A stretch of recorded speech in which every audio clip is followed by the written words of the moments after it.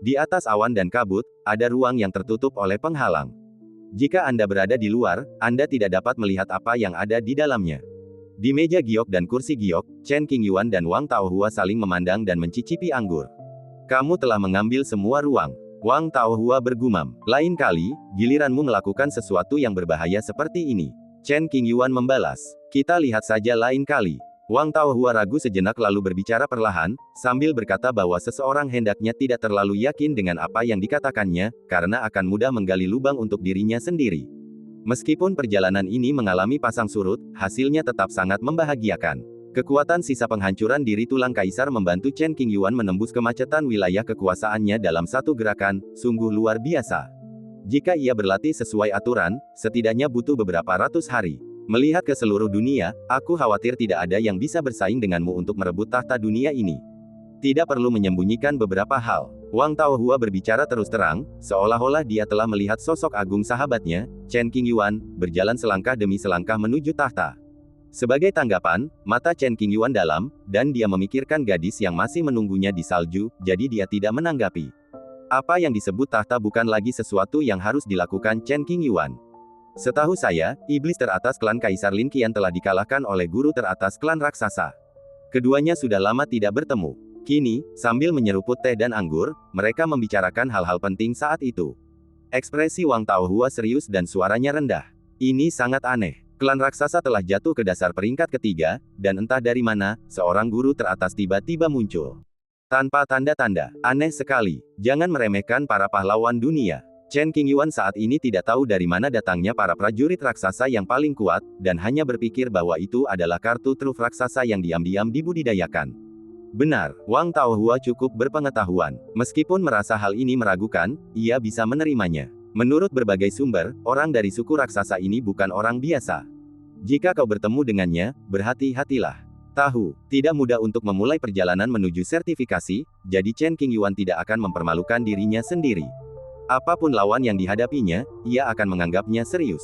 Ngomong-ngomong, apakah kamu pernah ke Linjiang Markis ini? Chen Qingyuan tidak pernah melupakan masalah ini, dan sekarang dia akhirnya memiliki kesempatan untuk membicarakannya. Wang Taohua merenung sejenak, lalu mengangguk setuju, iya. Apakah kamu bertemu orang itu? Chen Qingyuan menyelidiki masalah itu secara mendalam. Aku melihatmu. Wang Taohua tahu siapa yang dibicarakan Chen Qingyuan, dan tanpa sadar meletakkan gelas anggur di tangannya, duduk tegak, dan berdiri dengan hormat.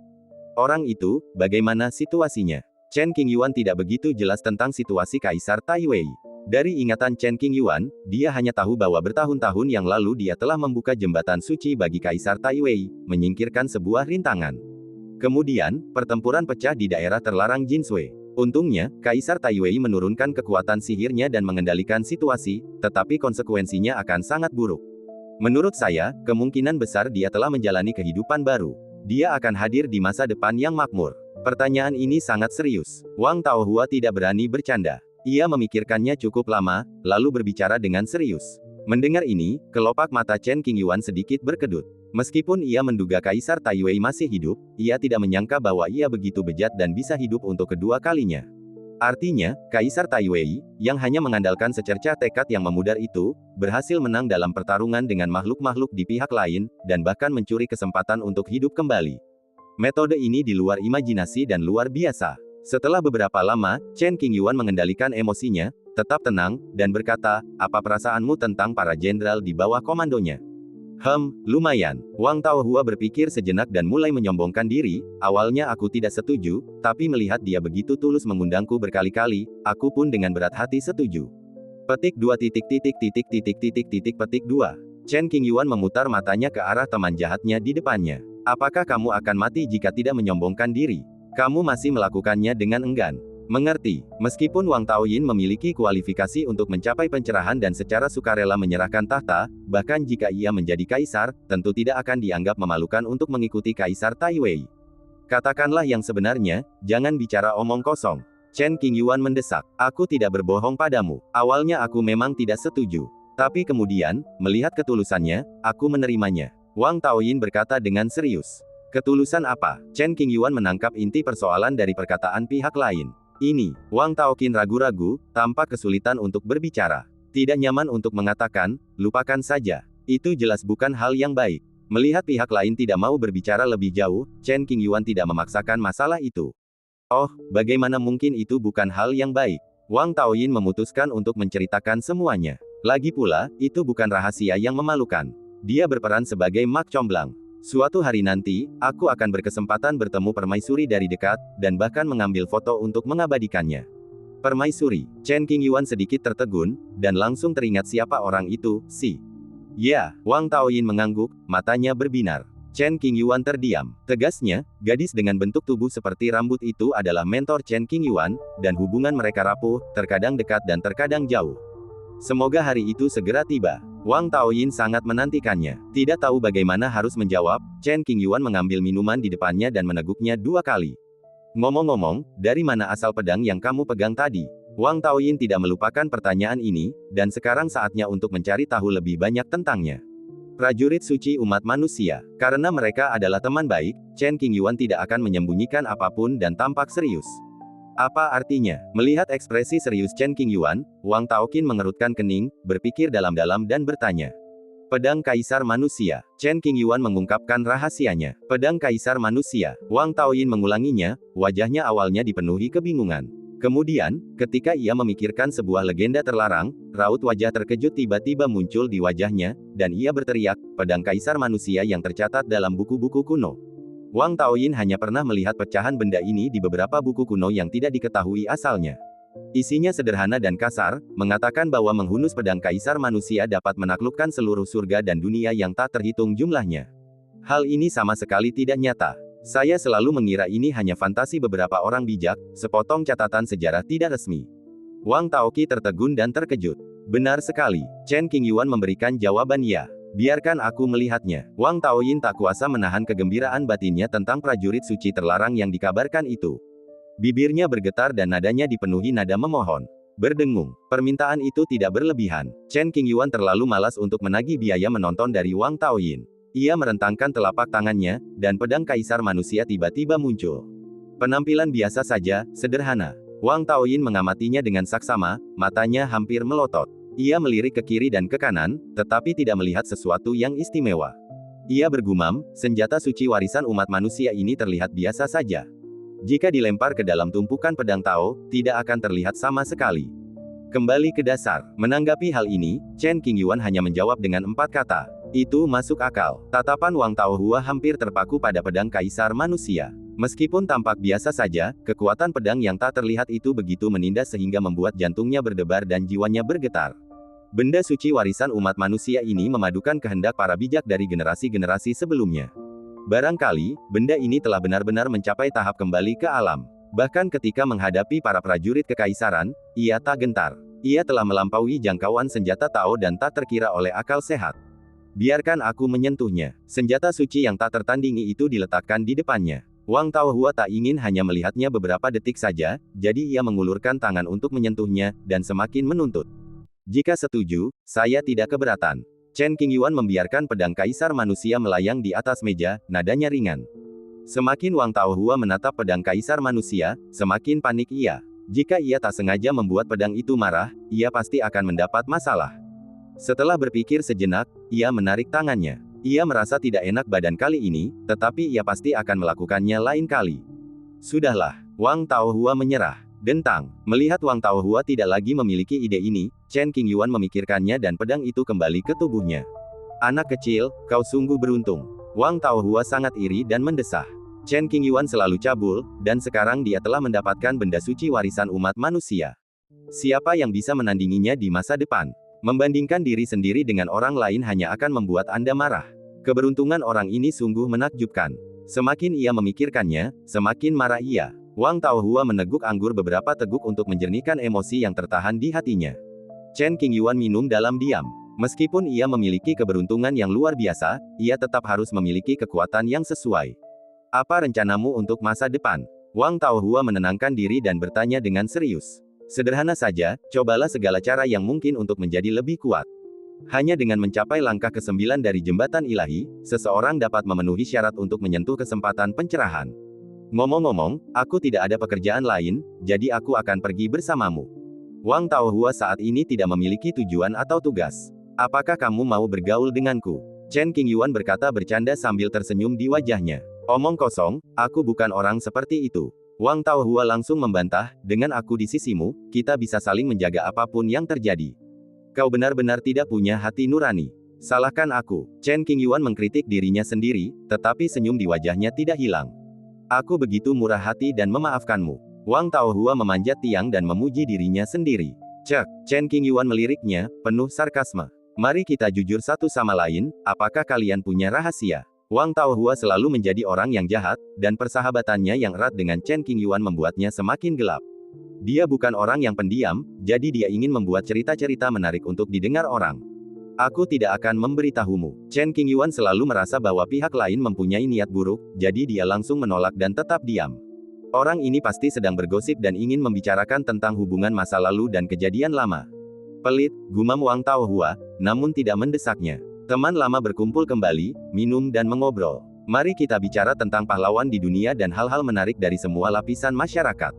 Negara Kekaisaran, sebuah galaksi di langit. Salah satu daerah terlarang kuno yang besar, daerah terlarang pemakaman. Jauh di dalam dunia ini, wanita berambut putih itu merenung cukup lama dan tetap diam. Setelah sekian tahun lamanya aku berusaha keras, akhirnya keinginanku pun terpenuhi dan aku pun mengetahui asal-usul sebenarnya dari manusia mulia itu. Sayang sekali aku tidak bisa duduk dan mengobrol denganmu. Mata wanita berambut putih itu sedikit linglung, seolah-olah dia kehilangan arah dan tidak tahu kemana harus pergi. Setelah berdiri di sana selama berhari-hari, saya memutuskan untuk pergi. Adapun kemana harus pergi, belum ditentukan.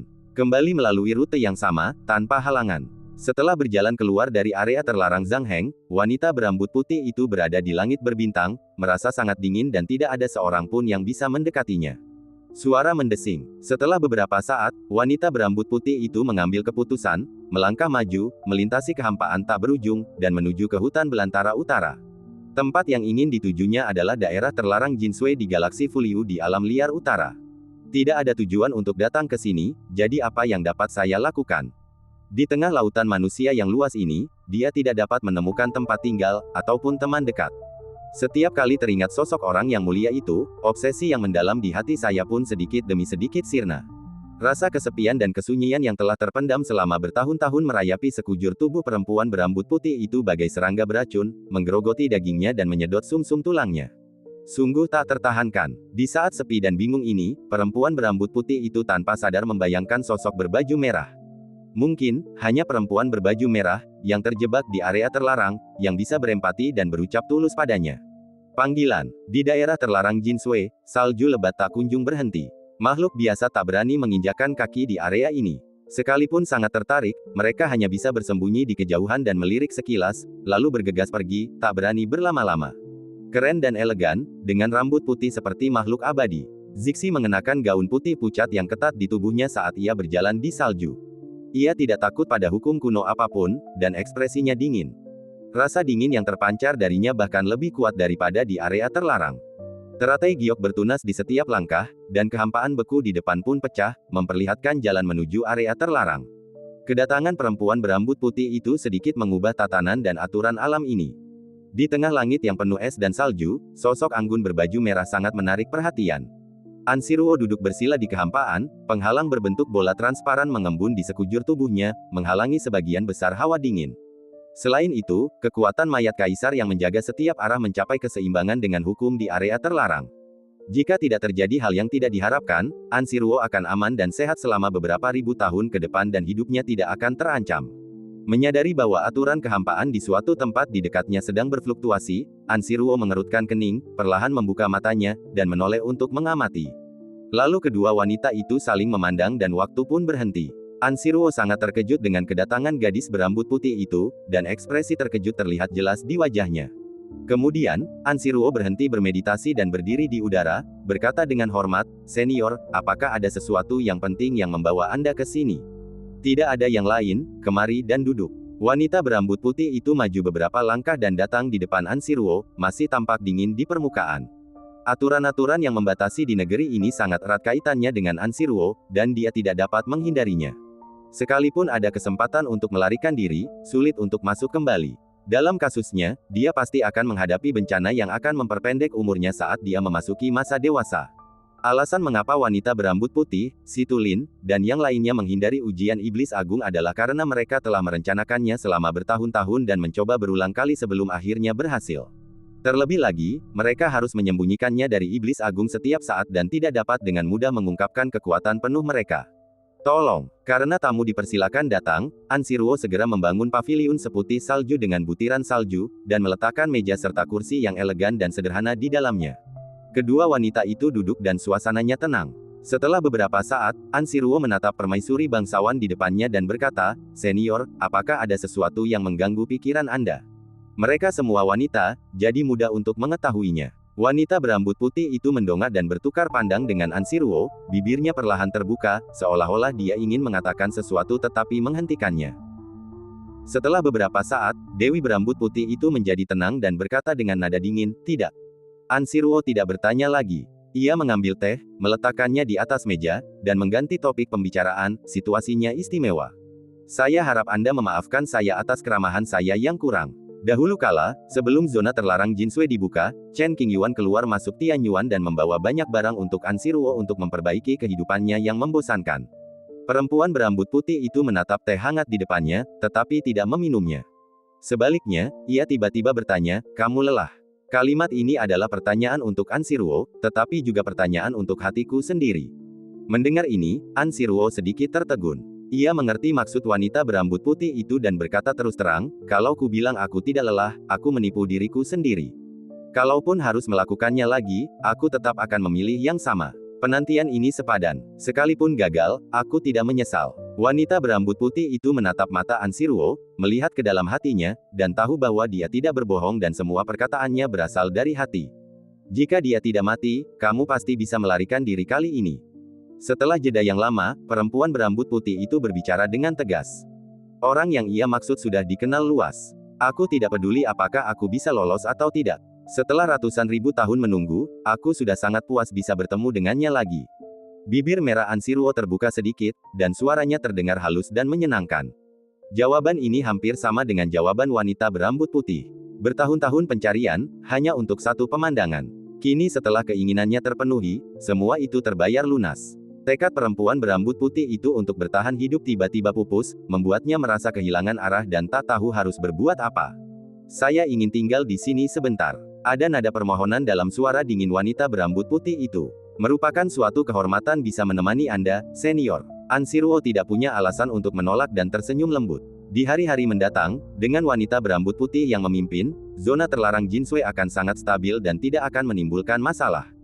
Kedua wanita itu duduk berhadapan di tengah salju tebal, sesekali mengobrol satu sama lain. Yang satu mengenakan gaun merah, dan yang satu lagi mengenakan rok putih. Baik penampilan maupun temperamennya sangat bagus, dengan pesona yang berbeda. Jalan menuju pencerahan, hari ke-9. Di atas lautan kabut di suatu tempat, Chen Qingyuan dan Wang Taoqin membahas masa lalu dan masa kini, menunjukkan gunung dan sungai, dan menatap masa depan.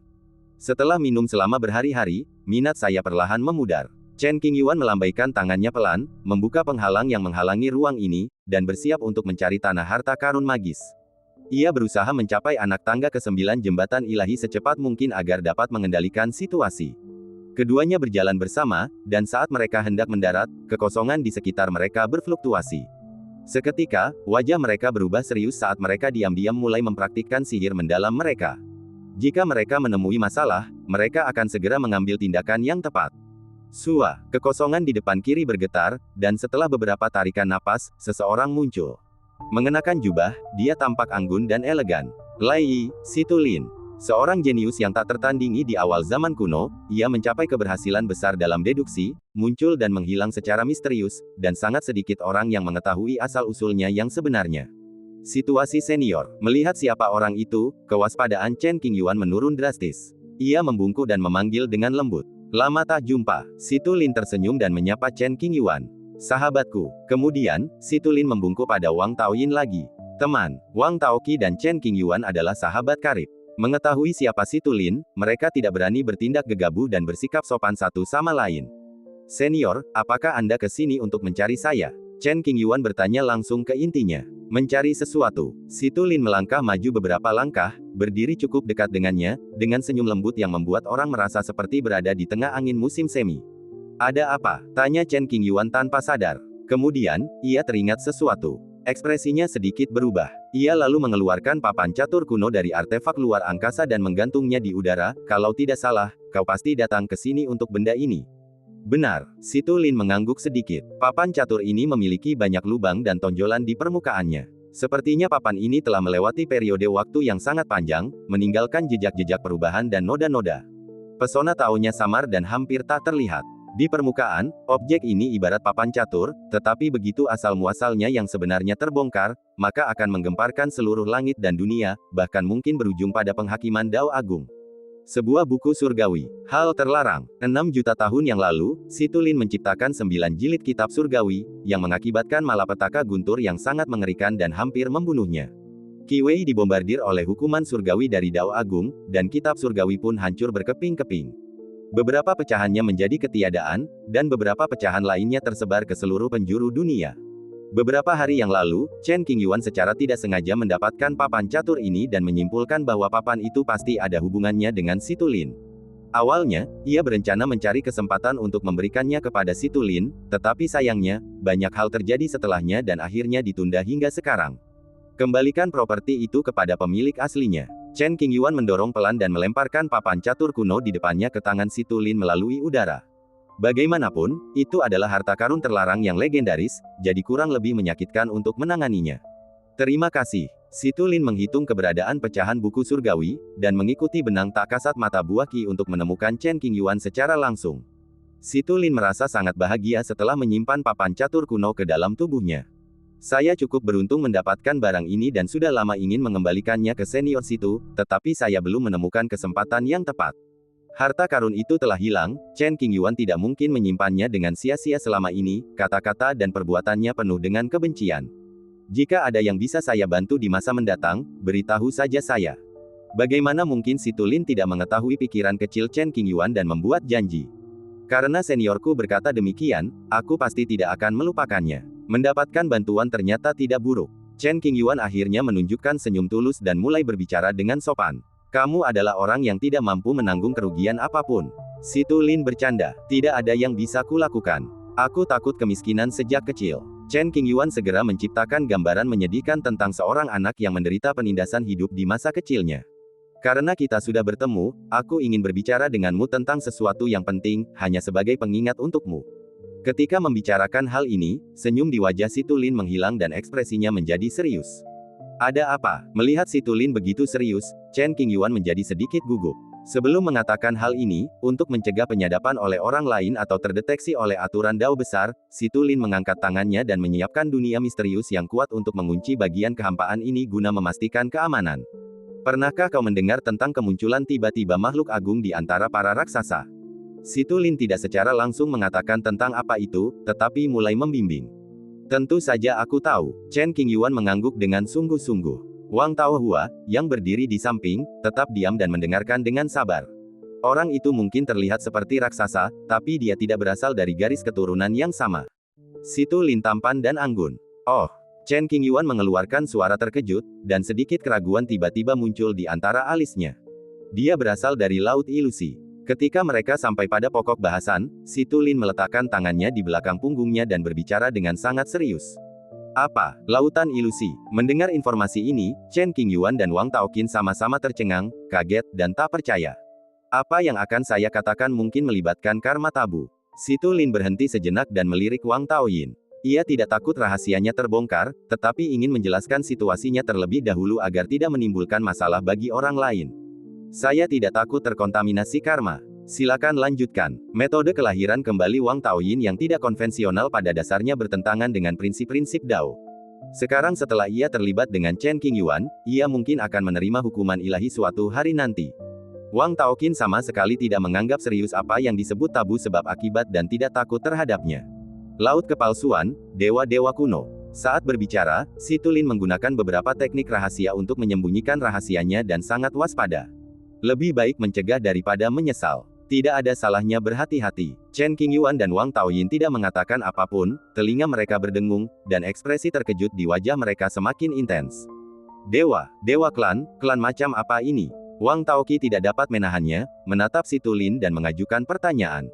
Ribuan tahun yang lalu, kaum Protoss menikmati posisi transendental, diberkati oleh surga dan hidup di tepian sisi yang lain. Seiring perubahan situasi, dua peluang pencerahan muncul di setiap era. Satu jatuh ke dunia manusia, tempat ia diperebutkan oleh semua ras. Yang lainnya jatuh ke tangan kaum Protoss. Tabu dan rahasia ini disimpulkan oleh Nang Mongge dan Situ Lin melalui upaya bersama. Di setiap era, kesempatan pencerahan telah datang kepada para dewa. Sungguh luar biasa. Wang Taoyin tidak dapat menerima hal ini, dan berbicara dengan kaget, mempertanyakan Tuhan. Setelah melalui proses akumulasi yang panjang, para dewa kuno memiliki fondasi yang sangat dalam, mencapai tingkat yang tak terbayangkan. Tidak ada yang namanya cinta di dunia ini. Situ Lin mendesah. Meskipun begitu, keberuntungan klan dewa yang kau sebutkan benar-benar terlalu menantang surga. Yang disebut klan dewa memiliki kesempatan pencerahan yang diantarkan langsung ke rumah mereka di setiap era, tanpa harus bersaing dengan klan lain. Ini seperti aliran Kaisar Agung yang terus-menerus, selalu berada di puncak kekuatan mereka. Wang Taoyin sungguh tidak bisa menerima situasi ini. Kemudian, Chen Qingyuan merasa ada sesuatu yang lebih dalam cerita itu, dan mungkin dapat merusak persepsi orang.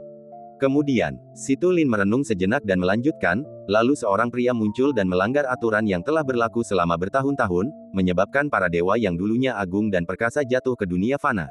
Wang Taoqi, yang awalnya masih geram, membeku karena marah setelah mendengar kata-kata ini. Ia membuka mulutnya karena terkejut dan sangat curiga bahwa ia salah dengar. Jika para dewa kuno benar-benar seperti yang dikatakan Situ Lin, fondasi mereka akan sangat mendalam. Secara logis, mereka seharusnya menjadi penguasa surga dan dunia yang tak terhitung jumlahnya, status transendental mereka tak tergoyahkan. Namun, Situ Lin sebenarnya mengatakan bahwa seseorang telah membawa para dewa ke dunia fana, yang merupakan fantasi dan tidak realistis. Chen Qingyuan terkejut pada awalnya, lalu menebak seseorang. Siapakah orang yang Anda sebutkan itu? Wang Taoyin ingin tahu, ras manusia, Kaisar Qi Heng. Berbicara tentang orang ini, Situ Lin dipenuhi rasa kagum dan tidak berani memiliki sedikit pun niat menghujat. Iklan oleh Pub Future. Iklan Pub Future. Penguasa pertama umat manusia yang legendaris, Kaisar Qi Heng. Wang Taoyin sangat jelas tentang periode sejarah manusia ini. Setelah Kaisar Qi Heng mencapai pencerahan, entah mengapa ia terlibat dalam perseteruan dengan para dewa. Kemudian, ia berkelana ke seberang, menghancurkan kuil kuno para dewa, dan memutus berkat yang dianugerahkan Dao Agung kepada mereka. Situ Lin menceritakan hal ini, lalu menyimpulkan, sejak saat itu, para dewa telah kehilangan dukungan Dao Agung.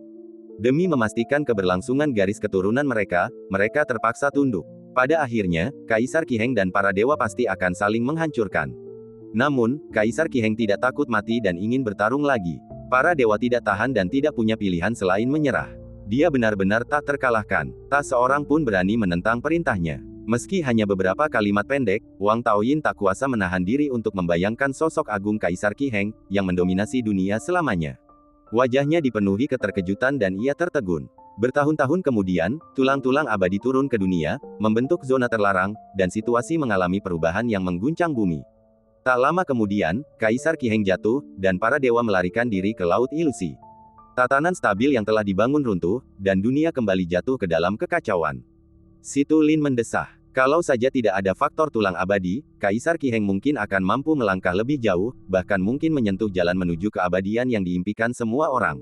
Untuk waktu yang lama, tempat itu sunyi dan sunyi. Setelah mencerna rahasia-rahasia tabu ini, wajah Chen Qingyuan tampak serius. Apa peran yang dimainkan oleh orang penting yang secara keliru dianggap sebagai raksasa di dunia ini? Dia telah mewarisi kehendak para dewa dan akan memanfaatkan kesempatan seumur hidup ini. Hanya dengan mencapai puncak, dia dapat memiliki kesempatan untuk membangkitkan kembali rasnya dan mengembalikan kejayaannya. Situ Lin menarasikan. Dipahami. Chen Qingyuan mengangguk perlahan. Fondasi klan dewa masih kokoh. Dia mewakili harapan klan dan jelas bukan orang biasa. Sebaiknya kita berhati-hati. Setelah mengatakan begitu banyak, Situ Lin hanya berharap agar Chen Qingyuan tetap waspada dan tidak rileks sedikit pun. Jika dua prajurit tingkat atas dengan kekuatan yang sebanding bertarung dengan kekuatan penuh, mereka mungkin akan kalah karena kesalahan kecil. Berbicara tentang ini, Chen Qingyuan merasa berat hati. Mustahil baginya untuk meremehkan keberadaan klan dewa. Suasananya menyedihkan dan membuat orang merasa tegang. Situ Lin telah memberikan pengingat yang jelas, arah perkembangan era ini di masa depan sepenuhnya bergantung pada kemampuan masing-masing.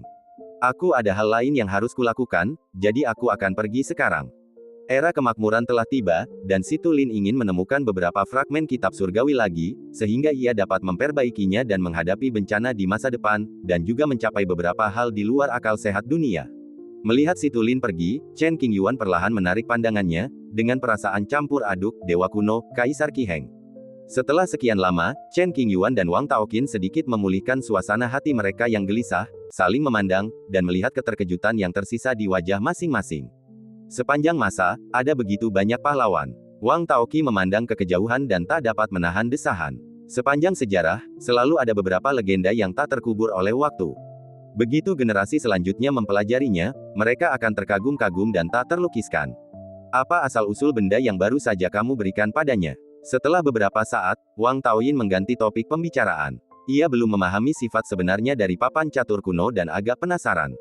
Dengan kepergian Situlin, teknik penyembunyian rahasia yang menyelimuti kekosongan dunia ini akan segera hilang dengan sendirinya. Tanpa kedok teknik rahasia, tidak peduli apakah itu percakapan normal atau komunikasi rahasia, selama hal-hal tabu seperti para dewa disebutkan, itu akan dengan mudah mengarah pada hukuman ilahi. Agar aman, yang terbaik adalah menyimpan hal-hal ini di dalam hati, mencernanya sendiri, dan tidak menceritakannya kepada siapapun. Chen Qingyuan menekan masalah, klan dewa, di dalam hatinya dan berhenti memikirkannya. Dia berbalik dan menatap mata Wang Taoyin, lalu perlahan-lahan merasa rileks dan berkata bercanda, coba tebak. Tebak kepalamu. Wang Taoyin mencerna semua yang dikatakan Situlin dan mengendalikan emosinya. Kemudian ia teringat papan catur kuno itu, dan dengan rasa gatal di hatinya, ia mendesak, cepat beritahu aku.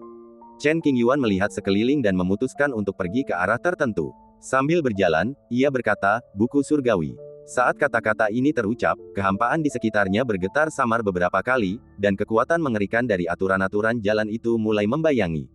Kekuatan itu mungkin akan muncul di saat berikutnya, memeriksa dunia ini, dan melenyapkan segala faktor yang mengganggu. Untungnya, Chen Qingyuan hanya menyinggung masalah tersebut secara singkat dan tidak menjelaskan lebih lanjut. Oleh karena itu, tatanan dan aturan di sekitarnya hanya mengalami fluktuasi abnormal sesaat sebelum segera kembali normal. Keduanya memperhatikan fenomena hukum yang aneh dan halus ini. Ekspresi Chen Qingyuan tetap tenang, seperti yang telah ia duga. Sementara itu, secerca keanehan melintas di wajah Wang Taoyin, karena ia gagal memahami anomali sekilas dalam tatanan spasial tersebut. Surga, buku. Mendengar ini, Wang Taoyin berpikir sejenak, dan kata pertama yang diucapkannya penuh dengan keraguan. Kemudian, ia menemukan isi buku kuno yang relevan di lautan kesadarannya, dan meneriakkan kata, buku, dengan nada yang sangat terkejut. Emosinya bergejolak hebat, seperti ombak besar yang bergulung-gulung, dan hatinya gelisah. Pertama-tama saya belajar tentang peristiwa Protos, kemudian saya belajar tentang penerbitan kitab surgawi. Dampak informasi ini begitu kuat dan tak terhentikan sehingga langsung menembus hati Wang Taoqin, menyebabkan dia kehilangan ketenangannya, dan pikirannya menjadi kacau. Kitab ini dapat mengungkap sejarah masa lalu dan meramal masa depan. Kitab surgawi yang legendaris ini dianggap tabu oleh aturan-aturan Jalan Agung. Bagaimana mungkin Wang Taoyin tidak tahu tentang benda terlarang legendaris ini? Ia berdiri di sana dengan linglung, dan banyak buku serta catatan kuno tentang kitab surgawi muncul di lautan kesadarannya, membuatnya takjub. Saat Wang Taoqin tersadar, Chen Qingyuan sudah berjalan jauh. Ia berhenti berpikir bodoh, mengumpat keras, dan bergegas menyusul, brengsek, tunggu aku. Membuktikan jalannya, hari ketiga. Situlin, yang memperoleh papan catur kuno, tidak berhenti di tengah jalan dan langsung menuju formasi misterius besar yang ditutupi dengan pola-pola Tao khusus.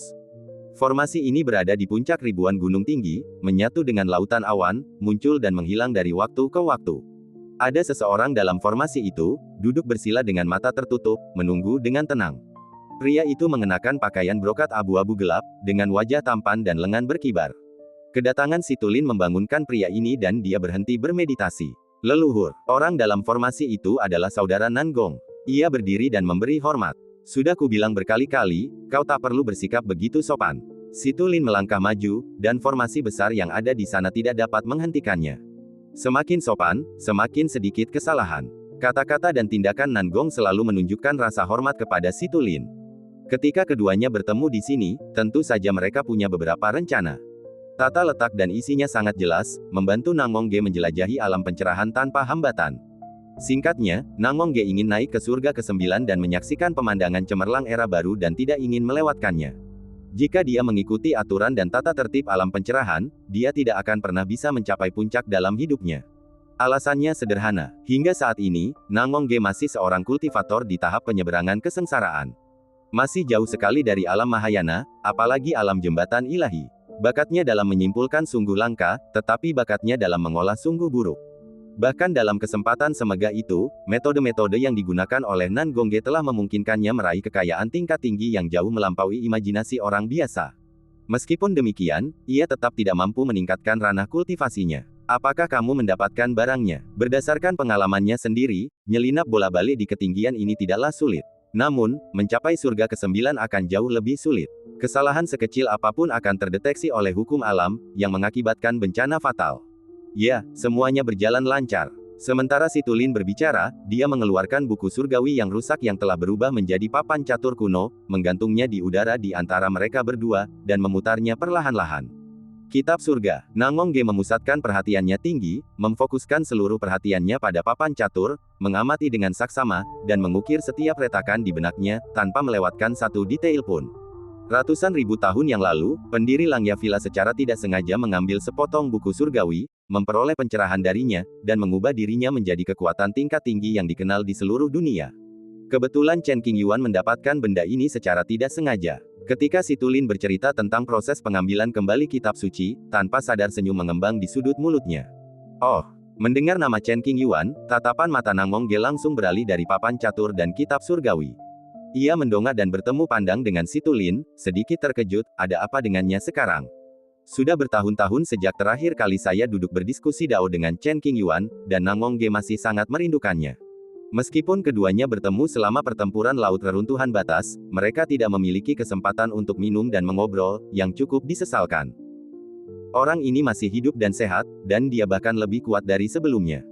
Suara Situlin dalam, kuat, dan sangat yakin. Masa depannya tidak dapat diprediksi. Nangongge sangat gembira mendengar kabar bahwa temannya selamat dan sehat. Memang, Situlin setuju dan mengangguk kecil. Jangan bahas dia lagi. Kita bertemu lagi nanti. Dengan kekuatan buku surgawi ini, aku seharusnya bisa menyembunyikan rahasia surga untukmu. Segala sesuatu ada risikonya. Begitu terbongkar, konsekuensinya akan sangat serius. Apa kau sudah memikirkannya matang-matang? Ya, bibir Nangongge mengerucut erat, tatapannya tajam dan tak tergoyahkan. Ayo. Jika Anda tidak dapat menyaksikan dengan mata kepala sendiri peristiwa perjuangan besar yang membahagiakan itu akan menjadi penyesalan terbesar dalam hidup Anda. Nangongge tidak pernah takut pada bahaya. Kalau saja aku pemalu, aku tidak akan sampai sejauh ini. Peluang dan bahaya hidup berdampingan. Mereka yang mencapai puncak bertahan hidup, mereka yang menari di puncak, mereka yang bertahan hidup mendominasi dunia, dan mereka yang mati menjadi sebutir pasir tak berarti di sungai sejarah yang panjang. Meskipun buku surgawi ini rusak parah, dengan kendali Situlin, ia dapat mengerahkan kekuatan luar biasa. Dengan bantuan jejak kekuatan hukum dalam buku terlarang, ia membuka jalan bagi Nangongge dan menghilangkan banyak belenggu di alam pencerahan. Tidak seorang pun dapat mengatakan dengan pasti berapa lama waktu yang dibutuhkan. Potongan-potongan tanda pola yang diwariskan dari zaman kuno berkumpul menjadi tetesan, mengelilingi tubuh Nangongge, mengandung kekuatan misterius. Dunia ini merupakan suatu formasi besar yang dibangun di atas 1000 gunung. Di tengah formasi, berdirilah sang guru yang agung dan agung, bagaikan pohon tua yang berakar di lautan awan. Ia memejamkan mata, membiarkan pola Dao kuno melingkupinya. Situlin menjaga jarak 10 kaki dari Nangongge, membentuk segel dengan tangannya, dan mengendalikan buku papan catur agar berputar cepat. Segera setelah itu, semakin banyak jejak kuno menyebar dari papan catur, semuanya mengelilingi ruang di mana Nangongge berada. Desis, desis, desis. Ribuan pola Dao melilit Nangongge, disertai suara samar. Beberapa jam kemudian, sebuah diagram Tao muncul samar-samar di bawah kaki Nangongge. Diagram itu berisi prinsip yin dan yang serta 8 trigram, dan diukir dengan aksara kuno yang padat. Tidak seorang pun tahu apa yang diwakili oleh aksara kuno ini. Nangongge terjun ke dalamnya dengan sepenuh hati, berharap dapat menempatkan dirinya dalam kondisi yang sangat istimewa dan mencapai transendensi, sehingga ia dapat melampaui masa malapetaka dan menyelinap ke hari ke-9 jalan menuju pencerahan. Situlin berdiri di samping, wajahnya serius, mengendalikan kitab suci.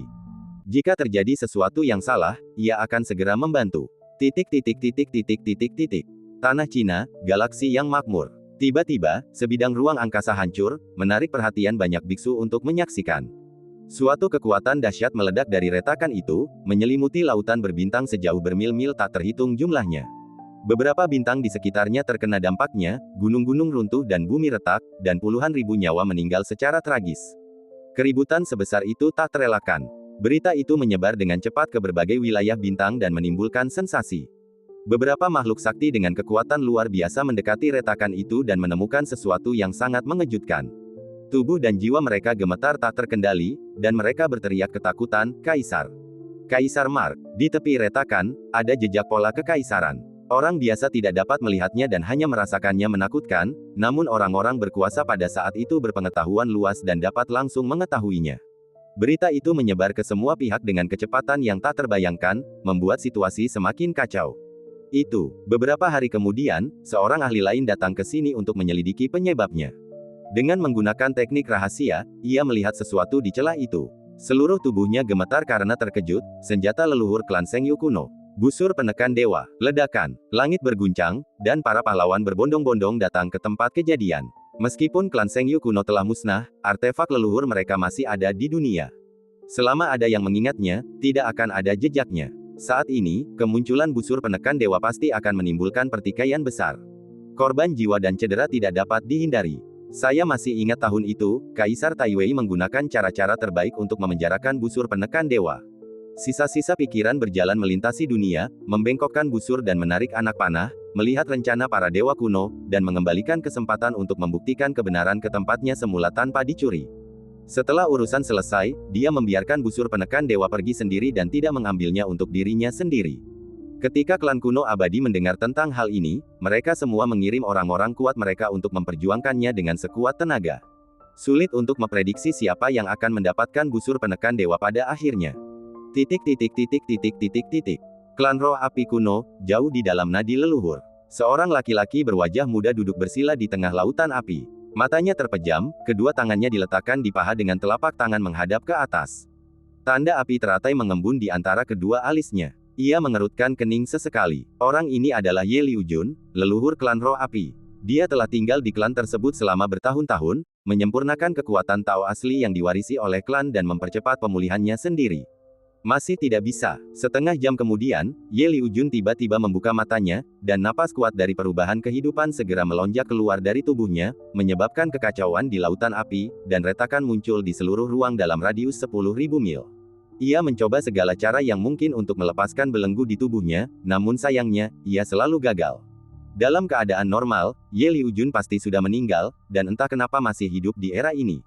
Kemudian, ia menyadari bahwa ia telah menjadi bidak catur, dan ia tidak bisa duduk diam menunggu kematian. Ia harus melompat dari papan catur untuk benar-benar mendapatkan kebebasan. Sisi lain, Ye Liujun perlahan mengepalkan tangannya, tatapan matanya tajam. Sebagai seorang kaisar, aku sombong dan pantang menyerah.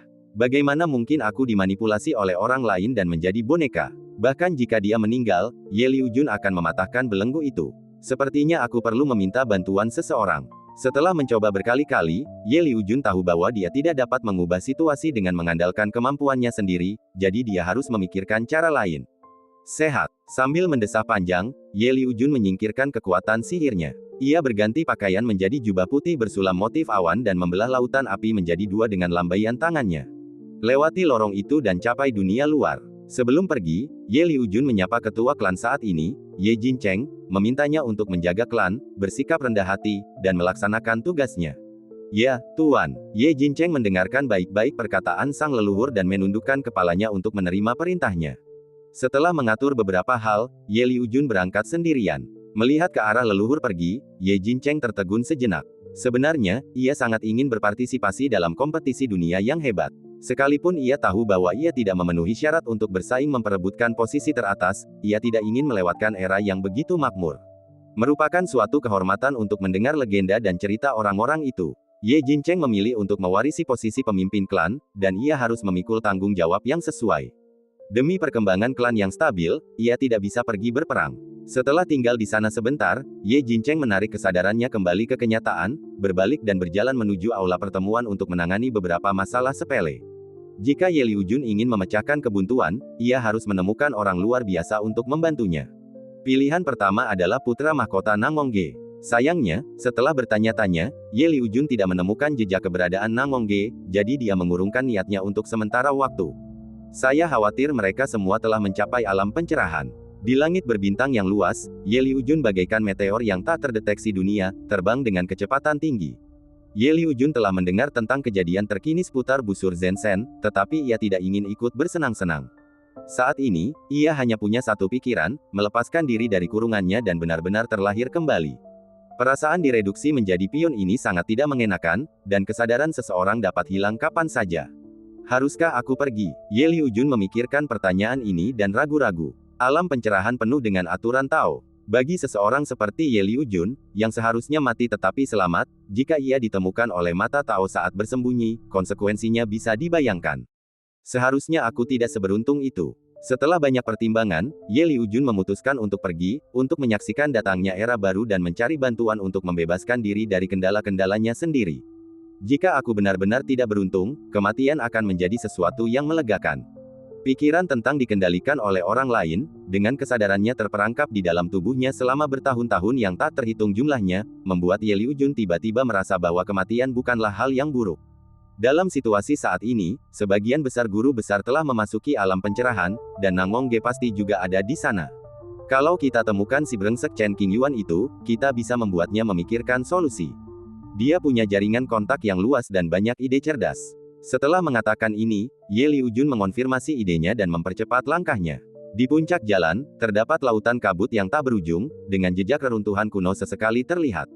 Beberapa menit kemudian, Chen Qingyuan dan Wang Taohua berjalan berdampingan, mengobrol dan bercanda. Perjalanan itu sama sekali tidak membosankan, tetapi memiliki cita rasa yang unik. Selama periode ini, mereka memasuki sebuah relik yang dipupuk oleh hukum langit dan bumi serta dipenuhi energi spiritual. Chen Qingyuan sangat gembira dan segera bermeditasi serta mengembangkan kemampuannya. Butuh beberapa bulan baginya untuk menyerap semua energi spiritual dalam relik tersebut. Wang Tua, kita hanya butuh kesempatan. Dalam proses penyempurnaan energi spiritual, Chen Qingyuan tiba-tiba membuka matanya dan menatap Wang Taohua dengan tatapan cemas, wajahnya serius dan nadanya cemas. Wang Taohua segera mengerti apa yang dimaksud Chen Qingyuan, dan tanpa ragu, dia mengeluarkan tanaman obat suci bermutu tinggi dengan kelopak 7 warna dan mengirimkannya ke Guo Chen melalui udara. Kemudian, Chen Qingyuan menggerakkan tangannya ke atas dan ke bawah, membungkus obat suci bermutu tinggi di telapak tangannya, dan dengan cepat memurnikannya. Obat suci berubah menjadi untaian cairan spiritual berisi sajak dao tertinggi, yang melebur ke dalam tubuh daging, beredar di sekitar meridian dalam satu lingkaran, dan akhirnya diserap oleh fondasi laut samsara. Tidak cukup, bahkan tidak mendekati. Beberapa hari kemudian, Chen Qingyuan menggunakan semua kekuatan sajak dao dari obat suci ini untuk memurnikan tubuhnya tanpa membuang sedikit pun, tetapi dia masih belum bisa mencapai titik menembus kemacetan, jadi dia tidak punya pilihan selain terus meminta bantuan. Melihat ini, Wang Taohua mengerutkan bibirnya, ragu sejenak, lalu mengeluarkan obat suci berkualitas tinggi lainnya. Obat itu tampak seperti pohon willow kecil, dengan cabang-cabang lembut dan daun-daun yang bergoyang sesekali, memancarkan kilau samar. Memanggil, obat suci tingkat tinggi pertama jatuh ke tangan Chen Qingyuan, dan dia terus menyempurnakannya dengan konsentrasi penuh. Setengah bulan kemudian, cerita yang sama terjadi. Hampir, Chen Qingyuan menatapnya dengan pandangan tulus dan mengajukan permintaan dengan cemas. Wang Taohua tercengang. Bajingan, apa kau melakukan ini dengan sengaja? Mengetahui bahwa saya memiliki beberapa hal jahat yang tersembunyi dalam diri saya, sungguh sulit untuk mencabutnya dengan susah payah. Tidak apa-apa jika itu terjadi sekali atau 2 kali. Anggap saja itu karena tubuh Taomu sedang tidak normal dan nafsu makanmu sedang tinggi. Kamu butuh banyak sajak Tao untuk menembus batasnya. Akan tetapi, jika sampai terjadi untuk ketiga kalinya, jelaslah mereka hanya menipu orang kaya. Jadi ketika kamu bilang, hampir, apakah maksudmu itu akan menguras habis tenagaku? Wang Taohua dan Chen Qingyuan saling berpandangan, wajah mereka pucat pasi, gigi mereka terkatup rapat, dan mereka mengumpat dalam hati, aku benar-benar mencari masalah karena bepergian bersamamu. Hanya ada satu obat berharga yang tersisa. Setelah mengutuk bajingan itu beberapa kali, Wang Taohua dengan enggan mengeluarkan obat suci tingkat atas ketiga, sambil merasakan sakit yang amat sangat. Meskipun ia memiliki bidang spiritual yang diberikan kepadanya melalui kesempatan pencerahan, dan dapat mengolah banyak tanaman obat dan benda-benda spiritual bermutu tinggi, hal itu memerlukan banyak waktu dan tenaga, dan ada kemungkinan gagal, yang tidak dapat ia sia-siakan. Aku harus mengingatkanmu lagi bahwa aku benar-benar bangkrut. Kau telah menguras semua kekayaan keluargaku. Wang Taohua berbicara dengan lantang, bersumpah untuk tidak bersikap lunak. Jika Chen Qingyuan gagal menerobos, itu akan menjadi kesalahannya sendiri, dan dia memang pantas mendapatkannya. Setelah dia selesai berbicara, dia menggunakan kekuatan lembut untuk mengirim obat berharga itu ke Chen Qingyuan. Terima kasih. Setelah mengucapkan beberapa patah kata terima kasih karena tidak meminta bayaran, Chen Qingyuan mulai memurnikan obat berharga ketiga. Lebih dari selusin gumpalan kabut putih menyelimuti permukaan tubuhnya, yang sungguh misterius dan luar biasa. Lebih dari setengah bulan kemudian, kekuatan Tao yang dahsyat muncul dari tubuh Chen Qingyuan, mendatangkan malapetaka di seluruh reruntuhan kuno, menimbulkan kekacauan dan menghancurkan ruang angkasa sejauh puluhan ribu mil, seperti cermin halus yang ditusuk oleh pisau tajam, dengan retakan yang tak terhitung jumlahnya. Dekrit, Chen Qingyuan melambaikan lengan bajunya untuk menyeka penghalang pelindung yang terpasang di sekelilingnya, berdiri tinggi di langit, seluruh tubuhnya bermandikan cahaya putih terang, seakan-akan dia mengenakan jubah berharga yang digariskan oleh cahaya bulan, muncul dan menghilang. Langkah pertama Shen Xiao, panggung tengah. Tekanan kultivasi yang kuat menimbulkan badai yang tak terhitung jumlahnya, yang menderu ke segala arah. Semakin tinggi wilayahnya, semakin banyak sumber daya yang dibutuhkan. Di era biasa, mustahil tubuh reinkarnasi Chen Qingyuan mencapai puncaknya. Bajingan tua yang kotor dan menjijikan. Wang Taohua sebenarnya cukup gembira melihat Chen Qingyuan berhasil menerobos, tetapi ketika dia memikirkan betapa banyak harta yang telah hilang, dia menjadi marah dan mulai mengumpat. Petik 2. Petik 2. Chen Qingyuan membuka mulut untuk bicara, tetapi lama sekali tak ada kata yang keluar. Ia memang salah dalam hal ini, dan ia hanya akan membiarkan omelan itu masuk telinga kiri dan keluar telinga kanan. Itu bukan masalah besar, dan toh itu tidak menyakitinya. Bicaralah. Wang Taohua sangat marah dan mulai bertanya, apakah kamu sengaja mencoba menipuku? Tidak, aku bukan orang seperti itu. Chen Qingyuan dengan cepat membantahnya. Kau telah kehilangan 3 tanaman obat berharga milikku. Tahukah kau betapa besar usaha yang kulakukan untuk membudidayakannya? Wang Taohua merasa patah hati, marah, dan sedih. Salahkan aku. Chen Qingyuan dengan berani mengakui kesalahannya dan membiarkan Wang Taohua melampiaskan emosinya, bagaimana kalau kau memukulku beberapa kali untuk melampiaskan amarahmu? Tidak ada gunanya mengalahkanmu. Faktanya, Wang Taohua ingin mengalahkan Chen Qingyuan lebih dari sekali. Akan tetapi, akal sehatnya menang dan dia tidak jadi melakukan hal tersebut, karena dalam hatinya dia tahu, jika suatu hari dia memukul Chen Qingyuan pasti akan membalas dendam padanya di kemudian hari, yang mana hanya akan menambah masalahnya. Jika saya menjadi kaya di masa depan, saya pasti akan mengembalikannya. Chen Qingyuan berjanji. Kata-kata saja tidak cukup, jadi buatlah perjanjian tertulis. Sambil berbicara, Wang Taohua mengeluarkan kertas, tinta, kuas, dan batu tinta, lalu menggunakan energi spiritualnya untuk memadatkan sebuah meja di depannya. Melihat pemandangan ini, Chen Qingyuan merasa seperti deja vu. Rasanya persis sama dengan gayanya sendiri. Keduanya dapat akur, tentu saja karena mereka menghargai satu sama lain dan memiliki minat yang sama. Apa hubungan kita? Enggak perlu. Chen Qingyuan berdiskusi. Ada pepatah di dunia fana yang mengatakan bahwa saudara harus menyelesaikan urusan dengan jelas, dan menurutku itu sangat masuk akal. Lagi pula, kita bahkan bukan saudara, dan kita bahkan tidak memiliki hubungan ras. Kau manusia, dan aku pohon persik. Wang Taohua harus menanggapi ini dengan serius, kalau tidak, dia tidak akan pernah bisa mengembalikan kerugiannya. Berhenti bicara omong kosong, tulis saja. Kupikir persaudaraan kita sudah melampaui kepentingan duniawi, tapi aku tak menyangka ternyata aku terlalu memikirkannya. Chen Qingyuan mendesah sedih. Petik 2. Petik 2. Jika Wang Taohua baru saja bertemu Chen Qingyuan, ia pasti akan tertipu oleh penampilannya saat ini. Mereka sudah saling kenal selama bertahun-tahun, jadi tidak ada gunanya berpura-pura tidak bersalah. Tanda tangani dokumen atau beri aku harta yang nilainya setara sebagai kompensasi. Pilih satu, tidak ada ruang untuk tawar-menawar. Anda boleh bersenang-senang, tetapi jangan sampai menyakiti perasaan Anda. Oleh karena itu, di bawah sikap keras Wang Taohua, Chen Qingyuan, dengan sukarela, menandatangani surat utang, berjanji bahwa jika dia menjadi kaya di masa depan, dia akan mengembalikan 3 obat suci yang dipinjamnya hari itu. Wang Taohua dengan hati-hati menyimpan struk itu agar ia bisa menagih utang dari Chen Qingyuan di kemudian hari. Jika struk itu hilang, Chen Qingyuan mungkin akan menyangkalnya dan berpura-pura bingung. Setelah meninggalkan reruntuhan kuno, suasana hati Wang Taohua masih belum membaik. Ia sangat tertekan dan sesekali mengumpat, bajingan, untuk melampiaskan emosinya. Justru karena perusahaan Wang Taoyin, Chen Qingyuan berani membuat terobosan berani tanpa khawatir tentang sumber daya yang tidak mencukupi. Cukup kenang saja kebaikan ini dalam hati, tak perlu berkata apa-apa lagi. Untukmu, meskipun dimarahi Wang Taoyin di sepanjang jalan, Chen Qingyuan tidak kesepian. Sesekali, ia akan mengeluarkan beberapa botol anggur berkualitas untuk diminum dan tentu saja membaginya dengan teman-temannya. Pria itu tidak jahat, tapi anggurnya enak. Sambil mencicipi anggur, Wang Taoyin tidak lupa melontarkan komentar sinis. Chen Qingyuan sudah terbiasa dengan hal ini, bahkan kebal terhadapnya, seakan-akan dia tidak mendengarnya. Aku benar-benar tidak bermaksud begitu. Kamu masih marah. Berkeliaran di atas lautan kabut, Chen Qingyuan tidak melakukan apapun, jadi dia hanya menunjukkan sedikit kekhawatiran. Sungguh malang mengenalmu. Wang Taoyin memutar matanya dan mendengus dingin. Kalau begitu, kamu akan semakin sial nanti. Chen Qingyuan mengenakan setelan brokat berwarna terang, tampak tampan dan anggun, dan berbicara sambil tersenyum.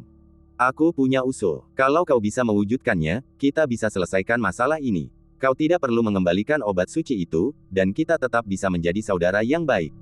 Diperkirakan Wang Taoyin telah memikirkan sesuatu sejak lama dan menahannya lama sebelum berbicara. Apa usulannya? Chen Qingyuan memiliki tebakan yang samar-samar. Bukankah kau punya hubungan yang mendalam dengan permaisuri? Kalau ada kesempatan nanti, sampaikan beberapa kata baik untukku secara langsung. Akan lebih baik lagi kalau kau bisa mendapatkan beberapa barang milik permaisuri sebagai souvenir. Meskipun Kaisar Taiwei telah melakukan ini untuk Wang Taoyin, dan jika saatnya tiba, ia akan berhubungan dekat dengan permaisuri dan dapat menggunakan batu foto untuk merekamnya, Wang Taoyin merasa bahwa ini tidak cukup aman dan mengarahkan pandangannya pada Chen Qingyuan. Menurut Chen Qingyuan, ia memiliki ikatan batin yang sangat dalam dengan permaisuri rambut putih. Meskipun mereka tidak memiliki hubungan guru-murid yang nyata, ia mendapatkan bimbingan dari permaisuri. Tergantung pada situasinya. Ekspresi Chen Qingyuan tenang, sudah menduga hal ini. Ia tidak setuju maupun menolak. Ya, Wang Taoyin sangat yakin bahwa dengan karakter Chen Qingyuan yang tak tahu malu dan jahat, kemungkinan besar ia akan menyetujui permintaan ini. Lebih baik mengucapkan kata-kata yang baik untuknya daripada memberinya 3 ramuan suci sebagai kompensasi.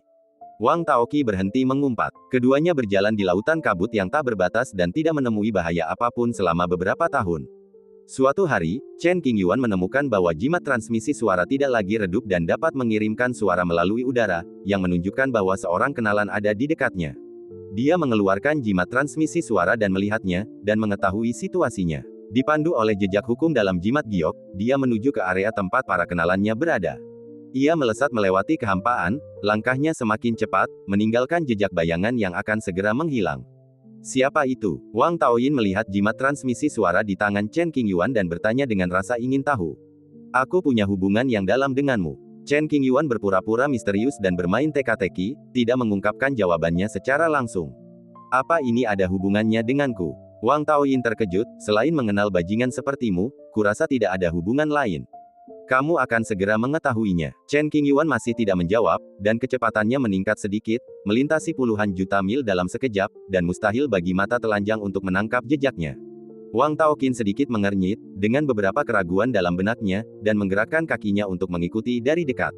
Setelah beberapa jam, keduanya merasakan kekuatan pedang yang sangat tajam. Gunakan teknik misterius dan lihat lebih dekat. Ada dunia pedang besar di depan kita, dan sosok manusia yang samar dapat terlihat di dalamnya.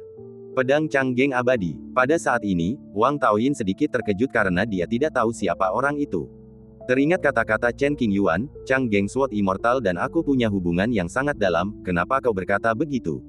Ia tertegun sejenak, lalu cepat bereaksi dan menyadari apa yang sedang terjadi. Kecurigaan di matanya langsung sirna. Karena keduanya adalah jenderal di bawah komando Kaisar Taiwei, mereka memiliki hubungan dekat. Bukan berarti Wang Taoqin sudah melupakan masalah ini, tapi dia belum terbiasa dengan identitas tambahan ini. Dia sepertinya mulai tercerahkan. Kita tunggu di sini saja. Chen Qingyuan memandang area yang diselimuti oleh niat pedang tertinggi dari jauh dan berhenti melangkah maju. Ya, Wang Taoyin tidak keberatan dan mengangguk sedikit. Keduanya berdiri berdampingan, sama-sama menatap lautan pedang yang bergelombang di depan, diam dan menunggu dengan sabar. Setelah menunggu lebih dari 10 hari, kekuatan pedang yang bergejolak dan bersiul itu berangsur-angsur melemah, dan tampaknya pencerahan telah berakhir. Dewa pedang Changgeng bernama Li Muyang, berambut putih dan berwajah kusam. Ia mengenakan kemeja kain abu-abu yang ketat, rambut panjangnya diikat ke belakang dengan sehelai kain, dan janggut tipis melingkar di sudut mulutnya, memberinya kesan bohemian. Naik ke surga ke-9, dia diberkati dengan keberuntungan dan mencapai pencerahan di sini. Tingkat kultivasinya masih di awal langkah ke-9, tetapi setelah menyadari hal ini, ia sudah sedikit lebih dekat ke tengah langkah ke-9, dan kekuatannya pun sedikit meningkat. Dia melepaskan wilayah pedang pelindung dan menyadari seseorang berdiri di samping dengan aura yang familiar, jadi dia segera berbalik untuk melihat. Yang mulia, pertama kali melihat Chen Qingyuan, Li Muyang berseru kaget, ekspresi kegembiraan terpancar di wajahnya. Suara mendesing, Li Muyang melintasi kehampaan dan muncul di hadapan Chen Qingyuan hanya dalam beberapa tarikan napas. Ia membungkuk dan memberi salam, Yang mulia. Pedang abadi, lama tak berjumpa. Chen Qingyuan membalas salam. Ya, sudah lama. Li Muyang mendesah penuh emosi. Kemudian dia memberi hormat pada Wang Taoyin yang berdiri di sampingnya, sahabat Taois. Dulu ketika mereka berada di Qingzhong, Li Muyang dan Wang Taoyin pernah bertemu beberapa kali. Mereka duduk bersama untuk minum dan berbincang tentang Taoisme, dan mereka cukup akrab. Bertemu pada hari ini sungguh takdir. Senyum di wajah Wang Taoyin sangat tulus. Itu memang takdir. Bertahun-tahun yang lalu, Li Muyang mendengar bahwa seseorang telah memperoleh warisan Markis Linjiang di makam kaisar. Sayangnya, identitasnya tidak diketahui dan ia bersembunyi di antara kerumunan, sehingga tidak ada cara untuk melacaknya. Pada saat ini, dia merasakan aura yang sama dari Wang Taoyin, dan keterkejutan di matanya menghilang dalam sekejap, dan dia mengerti segalanya. Ayo minum dan ngobrol di sini. Mereka bertiga duduk dan berbicara tentang pengalaman mereka di jalan menuju sertifikasi. Kami datang ke sini bersama-sama, tetapi kemudian berpisah untuk mencari peluang. Li Muyang bercerita tentang koki tua Yan Ze dan penjaga Nisan Jiu. Ia bertanya-tanya apa yang terjadi dengan kedua sahabatnya, tetapi berharap semuanya baik-baik saja. Setelah mengobrol sebentar, Li Muyang, yang penasaran, memutuskan untuk menyelidiki lebih dalam. Ia memusatkan perhatiannya pada Wang Taoyin dan berkata dengan sungguh-sungguh, "Rekan Taois, maafkan saya yang mengganggu, tetapi bolehkah saya bertanya, apakah Anda pernah mengunjungi makam Kaisar Tanah Timur? Apakah Anda mewarisi warisan Markis Linjiang?" Ya, tidak ada yang perlu disembunyikan dalam masalah ini, Wang Taoyin mengakuinya secara langsung. Mendengar jawaban ini, Li Muyang tidak menunjukkan keterkejutan, melainkan ekspresi tenang. Seperti yang diharapkan, ikatan antara kamu dan aku semakin erat. Aku akan membutuhkan perhatianmu yang berkelanjutan di masa depan. Li Muyang mengangkat gelasnya dan berbicara dari lubuk hatinya. Awalnya, ikatan di antara mereka adalah Chen Qingyuan. Sekarang setelah Kaisar Taiwei ditambahkan, mereka pasti berada di kubu yang sama dan harus memiliki hubungan yang baik. Jaga satu sama lain. Wang Taoyin mengucapkan beberapa kata sopan dan mereka mengangkat gelas mereka untuk minum bersama. Ketiganya bertemu dan bergaul dengan baik. Setelah obrolan santai, Dewa Pedang Li Muyang membicarakan hal serius. Raut wajahnya yang santai dan nyaman langsung berubah menjadi serius. Ia duduk tegak, dan suasana di sekitarnya terasa sangat serius. Beberapa bulan yang lalu, saya melewati suatu daerah dan menemukan sesuatu yang aneh. Hal yang aneh. Chen Qingyuan dan Wang Taohua menatap Li Muyang pada saat yang sama, dengan keraguan di wajah mereka dan mata serius. Di lautan kabut, berdiri sebuah monumen tanpa kata-kata di atasnya. Li Muyang berbicara langsung tentang situasi tersebut tanpa penundaan. Prasasti tanpa kata-kata. Peristiwa aneh ini membangkitkan minat kedua pria itu. Mereka sedikit mengernyit dan merenung. Selama ini, Chen Qingyuan hanya menemukan banyak reruntuhan kuno di bawah lautan kabut, dari mana ia memperoleh penemuan-penemuan menakjubkan, yang memungkinkannya meningkatkan kekuatannya sendiri dengan cepat. Saya belum pernah menemukan prasasti tanpa kata di atas lautan kabut. Ceritakan lebih banyak tentang hal itu. Chen Qingyuan merasa bahwa prasasti tanpa kata ini tidak dapat diabaikan begitu saja dan mungkin akan memengaruhi arah situasi di masa mendatang. Tidak ada yang muncul di surga ke-9 yang biasa saja dan perlu ditanggapi dengan serius. Hari itu, selanjutnya Li Muyang mulai bercerita dengan perlahan dan cermat menguraikan pengalamannya saat itu. Hari itu, Li Muyang melewati suatu tempat di mana ia menemukan lubang menganga di lautan kabut. Tak lama kemudian, lubang menganga itu membentuk jurang yang dalam dan cekung. Dilihat dari atas, jurang itu tampak tak berdasar dan samar. Kemudian, seberkas cahaya yang tak terlihat melesat keluar dari jurang retakan, seolah-olah akan menghancurkan dunia. Momentumnya begitu kuat sehingga Li Muyang ketakutan dan mundur jauh demi keselamatannya sendiri. Setelah berkas cahaya itu memancar keluar, sebuah benda gelap perlahan muncul dari mulut jurang. Ketika salah satu sudut benda itu terungkap, diketahui bahwa itu adalah sebuah prasasti batu yang digariskan oleh hukum-hukum kuno yang tidak diketahui. Monumen Wu tingginya sekitar 1000 kaki, berbentuk persegi, dengan beberapa celah dan retakan yang jelas di sudut-sudutnya. Saya melihat monumen itu menjulang ke udara dengan kecepatan tetap hingga mencapai titik tinggi, sejajar dengan langit. Li Muyang yang menyaksikan kejadian ini sangat terkejut. Dia mendekati monumen itu, memeriksanya dengan saksama, dan memandangnya dengan ekspresi terkejut. Tidak ada sepatah kata pun atau ukiran apapun pada prasasti itu. Sisi depan dan belakang kosong kecuali lubang-lubang yang ditinggalkan selama bertahun-tahun. Saya ingin mendekat untuk menyelidiki, tetapi terdorong oleh kekuatan tak terlihat. Jika saya memaksakan diri, saya takut sesuatu yang berbahaya akan terjadi. Setelah banyak pertimbangan, saya memutuskan untuk menyerah. Setelah mengamati selama beberapa hari tanpa hasil, Li Muyang berbalik dan pergi. Keberuntungannya bagus, dan dalam beberapa hari, ia mendapat kesempatan, menyadari kekuatan kultivasi, dan terbangun untuk bertemu Chen Qingyuan. Setelah mendengarkan pengalaman pedang abadi, Chen Qingyuan berpikir, di mana monumen tanpa kata yang kamu sebutkan? Dimulai dari sini dan menuju ke arah ini, akan memakan waktu sekitar 10 hari. Li Muyang mengangkat tangan kirinya, menunjuk ke suatu arah, dan memberikan koordinat kasar. Saya harus pergi dan melihat. Chen Qingyuan berkata dengan suara yang dalam. Bagaimana menurutmu? Wang Taohua cukup penasaran dengan masalah ini dan ingin mendengar pendapat teman-temannya. Saya belum tahu sekarang, kita lihat saja nanti. Berdasarkan intuisinya, Chen Qingyuan yakin bahwa prasasti batu tanpa kata itu pasti menyembunyikan beberapa rahasia dan harus ditanggapi dengan serius. Apakah ini terkait dengan kesempatan mencapai pencerahan? Tebakan yang berani adalah, mungkinkah itu ada hubungannya dengan apa yang disebut dewa-dewa kuno? Singkatnya, kita tidak bisa begitu saja membuat penilaian berdasarkan narasi dan imajinasi Li Muyang.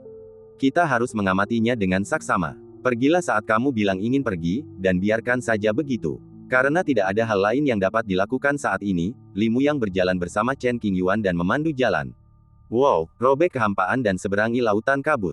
Mereka melakukan perjalanan tanpa henti dan mencapai tujuan dalam waktu kurang dari 10 hari.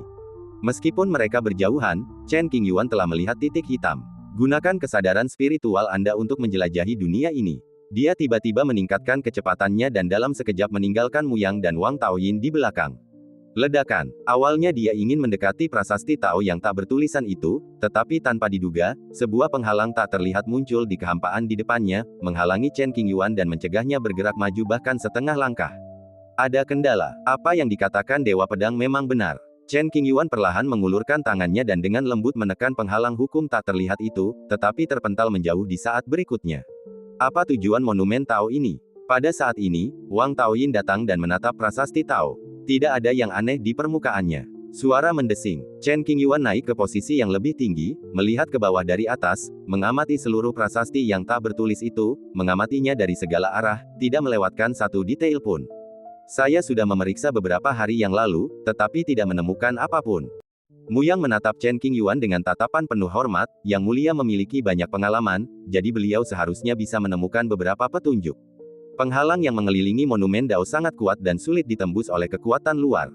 Setelah menggunakan beberapa trik untuk menguji kekerasan penghalang, Chen Qingyuan mengerutkan kening dan menjadi semakin curiga. Hukumnya berfluktuasi, tidak seperti biasanya.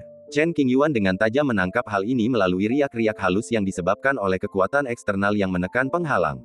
Jika Anda ragu, ikuti petunjuk untuk menemukan penyebab sebenarnya. Kalian mundur saja. Sulit untuk membuat kemajuan hanya dengan mengamati dengan mata telanjang. Chen Qingyuan memutuskan untuk berani dan melihat apakah ia bisa menerobos dengan kekuatan. Arts by Pub Future. Pub Future Arts. Sekalipun Anda tidak dapat memecahkannya, Anda masih dapat melihat lebih jelas hukum-hukum yang mengalir di atas penghalang tersebut. Muyang dan Wang Taoyin saling berpandangan dan mundur agak jauh, ekspresi mereka tegang dan khawatir. Dentang. Untuk menunjukkan ketidakpeduliannya, Chen Qingyuan langsung mengeluarkan pedang kaisar manusia, menggenggamnya erat di tangannya, dan siap menyerang. Saat pedang kaisar manusia keluar, Mu yang merasakan pedang kelahirannya di dalam tubuhnya sedikit tidak stabil, dan ada tanda-tanda pedang itu akan meninggalkan tubuhnya. Selain itu, Mu yang merasa sedikit gelisah. Dihormati dunia sebagai pedang abadi, hari ini dia merasakan kekaguman yang tak terjelaskan terhadap pedang yang tampak biasa saja. Pedang macam apa ini? Perhatianmu yang tertuju pada pedang kaisar manusia. Ia merenung diam-diam dan menjelajahi seluruh lautan kesadarannya, tetapi tidak menemukan jawabannya. Ledakan. Tiba-tiba suara keras membuyarkan lamunan Muyang. Setelah diamati lebih dekat, ternyata Chen Qingyuan lah yang mengambil tindakan. Ia mengayunkan pedangnya dengan kuat dan menebaskannya dengan keras ke penghalang tak terlihat, menyebabkan penghalang itu bergetar hebat, bagaikan laut yang berdiri tegak, dengan ombak yang bergulung-gulung, bergelombang, dan gelombang hukum memercik kemana-mana. Secercah hukum kuno melayang ke arah Chen Qingyuan, menembus langit, dan mengandung energi mengerikan yang melampaui akal sehat, seolah-olah dapat menghancurkan dunia, bercampur dengan jejak kekuatan aturan tatanan kacau. Ding! Bang! Chen Qingyuan bereaksi cepat dan segera memegang pedangnya di depannya. Energi aturan yang terpancar dari penghalang membombardir pedang kaisar manusia. Seketika, Chen Qingyuan merasakan kekuatan dahsyat yang menghancurkan, membuatnya kehilangan keseimbangan dan mundur ribuan kaki. Pedang Kaisar Manusia, yang tergenggam erat di tangannya, menunjukkan lengkungan yang nyaris tak terlihat. Baru setelah menghilangkan sedikit kekuatan hukum ini, pedang itu kembali ke bentuk aslinya, tanpa tanda-tanda kerusakan. Namun, aturan penghalang pada tablet Tao tanpa kata benar-benar mengerikan, karena membuat Chen Qingyuan, yang memegang pedang Kaisar Manusia, merasa sedikit lelah. Aturan hukum yang begitu kuat benar-benar mengejutkan Chen Qingyuan. Matanya berubah dan hatinya terasa berat. Penghalang itu bergolak selama beberapa saat, lalu perlahan-lahan menjadi tenang. Li Muyang dan Wang Taohua, yang berdiri di samping dan menonton, terkejut dengan riak di mata mereka. Mereka tidak pernah menyangka bahwa energi penghalang di luar monumen akan begitu mengerikan. Jika aku memaksa masuk, setidaknya aku akan mendapatkan mayat yang dikuliti. Melihat situasi ini, Li Muyang merasa sangat beruntung, pikirnya. Apakah kamu baik-baik saja, nak? Meskipun dia tidak melihat Chen Qingyuan terluka, Wang Taohua masih sedikit khawatir dan berteriak.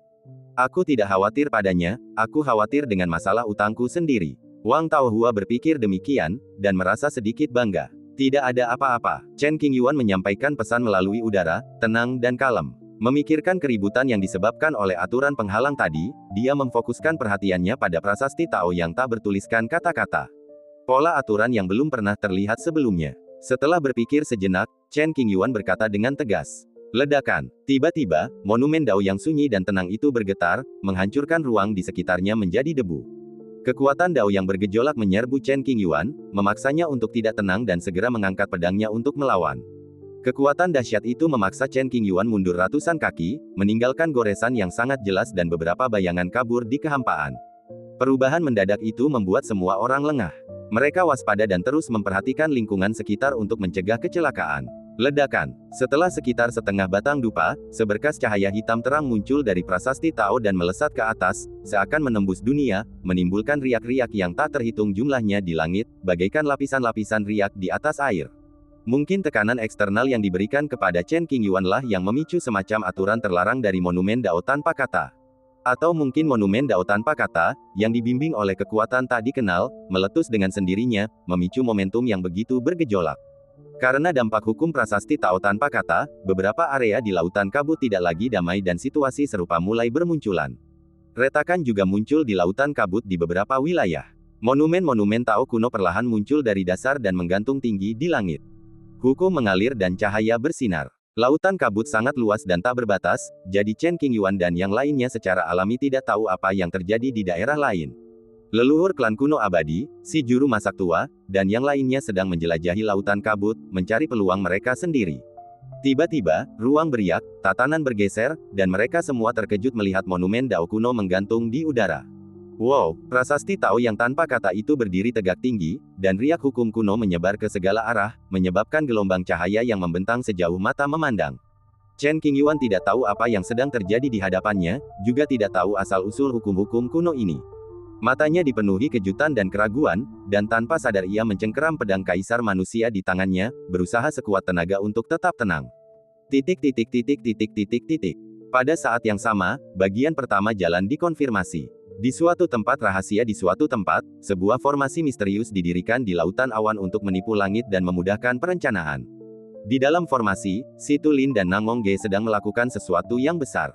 Nangong Ge memejamkan matanya rapat-rapat dan membenamkan dirinya dalam pertempuran, tidak menyadari perubahan di dunia luar. Si Tulin Wei bersiaga untuk membantu dan melindungi musuh, sementara jejak pikirannya tetap berada di luar formasi untuk mencegah kecelakaan apapun. Hukum alam sedikit bergeser. Meskipun fluktuasinya sangat halus, Si Tulin tidak dapat menyembunyikannya. Ia segera mengambil langkah untuk mendeteksinya, merapal mantra, dan setelah menganalisisnya, ia menyimpulkan sebuah gagasan umum. Tiba-tiba, ia terkejut dan berpikir, situasinya telah berubah lagi. Ada niat membunuh yang tak berujung. Dalam kehidupan ini, jika Chen Qingyuan ingin mencapai puncak, dia pasti tidak akan bisa lolos dari bencana ini. Ini perjalanan yang sulit. Wajah Si Tulin tegas, kata, serius terpatri di sana-sini. Setelah beberapa saat, ia menoleh dan menatap ke kejauhan, tatapannya menembus penghalang formasi, lalu ia mendesah pelan. Di zaman kuno, meskipun Chen Qingyuan tidak memiliki kesempatan untuk membuktikan sifat aslinya, ia tetap berjuang sampai ke ujung jembatan ilahi dan mengulurkan tangan untuk menyentuh sisi lainnya. Sayangnya, kekuatan penghalang terlalu mengerikan, dan ia akhirnya gagal. Era yang begitu makmur dan berkembang membawa perubahan yang belum pernah terjadi sebelumnya. Bencana yang akan dihadapi Chen Qingyuan jelas tidak lebih lemah dari bencana di zaman kuno, bahkan mungkin lebih kuat. Sejak zaman dahulu, mereka yang melampaui dunia selalu menghadapi jalan berduri di depan, dan tidak mudah untuk mencapai puncaknya. Jika mereka berhasil, mereka akan menjadi makhluk langka dan unggul, sedangkan jika mereka gagal, penyesalan akan tertinggal dalam buku-buku kuno. Semoga kamu bisa menyingkirkan semua rintangan di jalanmu dan menebus penyesalan masa lalu. Meskipun si Tulin ingin pergi ke surga ke-9 untuk menyaksikan kegembiraan itu, dia tahu keseriusan masalah ini dan harus memastikan tidak akan terjadi apa-apa pada Nangongge, jadi dia tidak bisa pergi dalam waktu singkat. Selain si Tulin, beberapa tokoh tingkat atas di suku itu menyadari sesuatu yang tidak biasa, mendongak dan mengamati, dengan ekspresi ragu di wajah mereka, tidak mengetahui alasannya. Surga ke-9. Situasi aneh prasasti tanpa kata itu membuat Chen Qingyuan tampak serius dan sedikit mengernyit. Ia mengamati semua perubahan di sekitarnya, mencoba mencari jalan keluar dan mencari tahu alasannya. Apa yang sedang terjadi? Wang Taohua mendekat ke Chen Qingyuan, nadanya penuh kejutan dan rasa ingin tahu. Aku tidak tahu. Mata Chen Qingyuan terpaku pada prasasti tanpa kata itu dengan ekspresi serius. Fluktuasi energi yang mengerikan, sangat berbahaya. Melihat riak cahaya yang menggantung di langit, Wang Taohua mencium bau yang sangat menyeramkan. Jika Chen Qingyuan tidak ada di sini, dia pasti tidak akan tinggal di dekat sini dan sudah lama pergi. Haruskah kita pindah lebih jauh? Wang Taohua menyarankan. Itu tidak perlu. Chen Qingyuan percaya pada kekuatannya sendiri dan tidak akan bersembunyi terlalu jauh. Lihat, monumennya telah berubah. Pada saat ini, abadi pedang Canggeng Limu yang berteriak kaget. Ada kata-kata yang muncul pada prasasti itu. Chen Qingyuan telah menatapnya, jadi ia langsung menyadarinya. Matanya terfokus pada satu titik, menatap sebuah karakter aneh yang muncul di tengah monumen, tanpa tahu apa maksudnya. Seharusnya itu adalah teks dari zaman kuno, dengan jejak waktu yang kuat. Chen Qingyuan mencari buku-buku kuno di lautan kesadarannya, tetapi tidak menemukan petunjuk apapun. Ia hanya mengembun menjadi karakter kuno, yang memiliki sejarah panjang dan perubahan tak terhingga. Aneh sekali. Li Muyang maju beberapa langkah dan berseru. Apa sebenarnya prasasti kuno ini? Wang Taohua menatapnya lama, tetapi masih tidak menemukan petunjuk apapun. Ia merasa sedikit kesal dan bergumam pada dirinya sendiri. Mungkin, itu ada hubungannya dengan ras yang disebutkan senior situ. Chen Qingyuan menebak. Maksudmu? Wang Taohua berdiri di dekatnya dan mendengar semua yang dikatakan Chen Qingyuan dengan jelas. Tatapannya tiba-tiba berubah dan dia tampak ragu untuk berbicara. Jika memang demikian, maka segala sesuatunya tidak akan mudah. Memalingkan pandangannya ke arah monumen itu lagi, jantung Wang Taohua berdebar kencang, dan dia mendapat firasat buruk. Li Muyang memperhatikan percakapan kedua orang itu dengan rasa ingin tahu, tetapi tidak mengajukan pertanyaan apapun.